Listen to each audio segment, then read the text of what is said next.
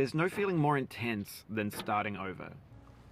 If you deleted your homework the day before it was due, as I have, or if you left your wallet at home and you have to go back after spending an hour in the commute. If you won some money at the casino and then put all your winnings on red but it came up black. If you got your best shirt dry cleaned before a wedding and then immediately dropped food on it. If you won an argument with a friend and then later discovered that they just returned to their original view. Starting over is harder than starting up. If you're not ready for that, like if you've already had a bad day, then what you're about to go through might be too much. Feel free to go away and come back.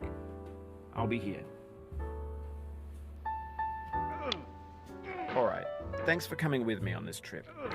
I'll understand if you have to take a break at any point. Just find a safe place to stop and quit the game. Don't worry, I'll save your progress, always, even your mistakes. This game is a homage to a free game that came out in 2002 titled Sexy Hiking. The author of that game was Jazuo, a mysterious Czech designer who was known at the time as the father of B games. And B games are rough assemblages of found objects. Designers slap them together very quickly and freely, and they're often too rough and unfriendly to gain much of a following. They're built more for the joy of building them than as polished products. In a certain way, Sexy Hiking is the perfect embodiment of a B game. It's built almost entirely out of found and recycled parts, and it's one of the most unusual and unfriendly games of its time. In it, your task is simply to drag yourself up a mountain with a hammer. And that act of climbing, in the digital world or in real life, has certain essential properties that give the game its flavor. No amount of forward progress is guaranteed. Some cliffs are too sheer or too slippery. And the player is constantly, unremittingly in danger of falling and losing everything. Anyway, when you start Sexy Hiking, you're standing next to this dead tree that blocks the way to the entire rest of the game. It might take you an hour to get over that tree, and a lot of people never got past it. You prod and you poke at it, exploring the limits of your reach and your strength, trying to find a way up and over.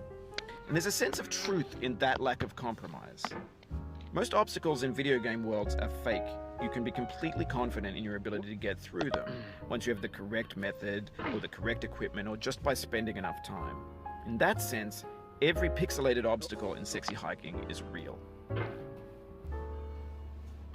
The obstacles in Sexy Hiking are unyielding, and that makes the game uniquely frustrating. But I'm not sure Jazuo intended to make a frustrating game. The frustration is just essential to the act of climbing, and it's authentic to the process of building a game about climbing.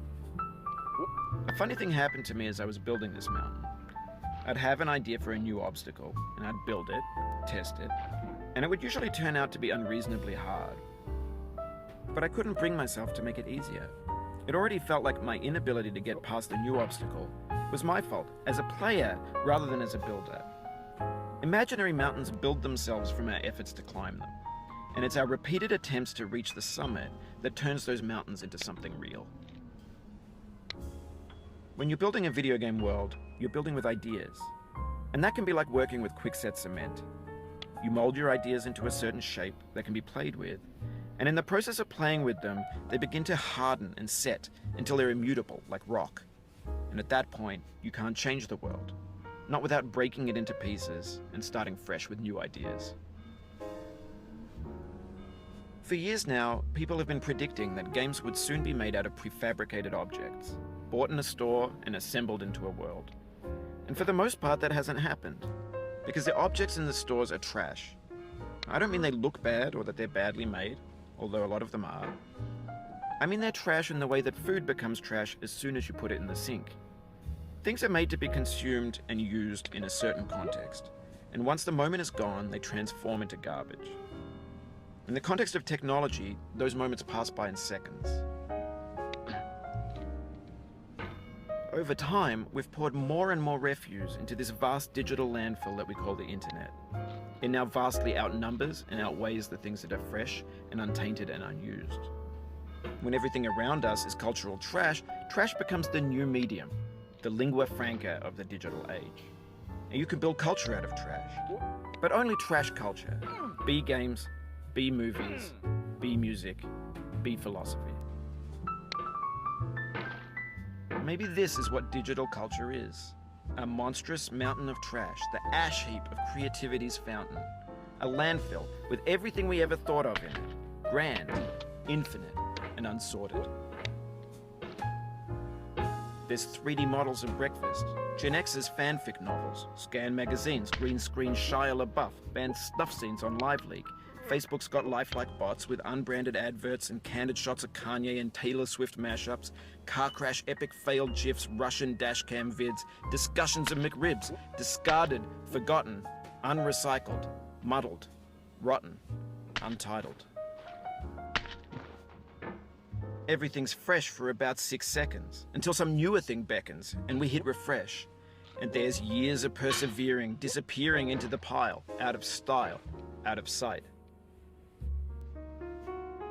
In this context, it's tempting to make friendly content that's gentle, that lets you churn through it but not earn it. Why make something demanding if it just gets piled up in the landfill, filed in with the bland things? When games were new, they wanted a lot from you. Daunting you, taunting you, resetting and delaying you. Players played stoically. Now everyone's turned off by that. They want to burn through it quickly, a quick fix for the fickle, some tricks for the clicks of the feckless. But that's not you, you're an acrobat. You could swallow a baseball bat. Now I know, most likely you're watching this on YouTube or Twitch, while some dude with 10 million views does it for you. Like a baby bird being fed chewed up food. That's culture too. But on the off chance that you're playing this, what I'm saying is, trash is disposable, but maybe it doesn't have to be approachable. What's the feeling like? Are you stressed? I guess you don't hate it if you got this far. Feeling frustrated? It's underrated. An orange is sweet, juicy fruit locked inside a bitter peel.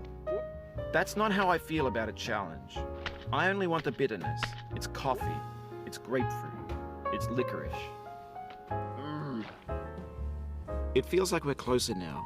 Composer and climber, designer and user. You could have refused, but you didn't. There was something in you that was hidden, that chose to continue. It means a lot to me that you've come this far, endured this much. Every wisecrack, every insensitivity, every setback you've forgiven me is a kingly gift that you've given me. We have the same taste, you and I. It's not ambition, it's ambition's opposite. An obdurate mission to taste defeat. You'll feel bad if you win, so I put this snake in for you.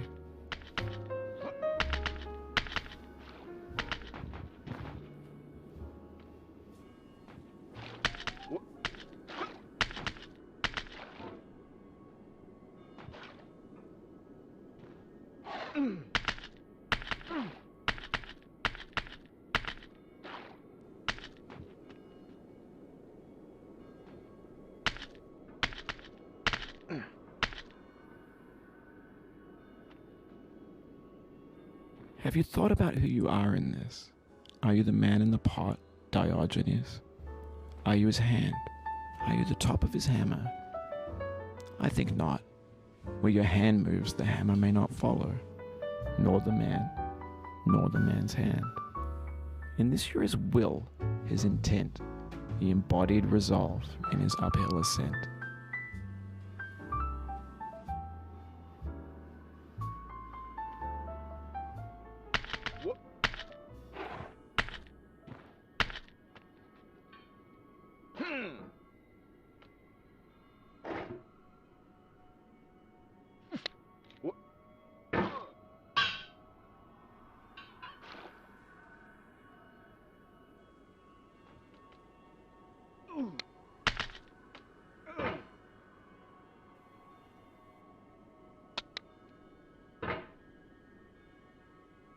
Now, you've conquered the ice cliff, the platforms, the church, and the rectory, the living room and the factory, the playground, the construction site, the granite rocks, and the lakeside.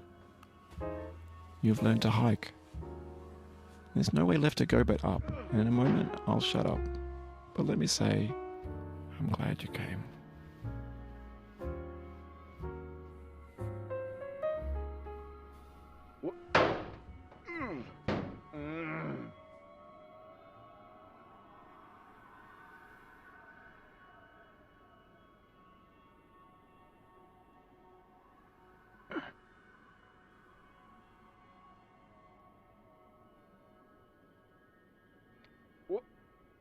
dedicate this game to you, the one who came this far. I give it to you with all my love.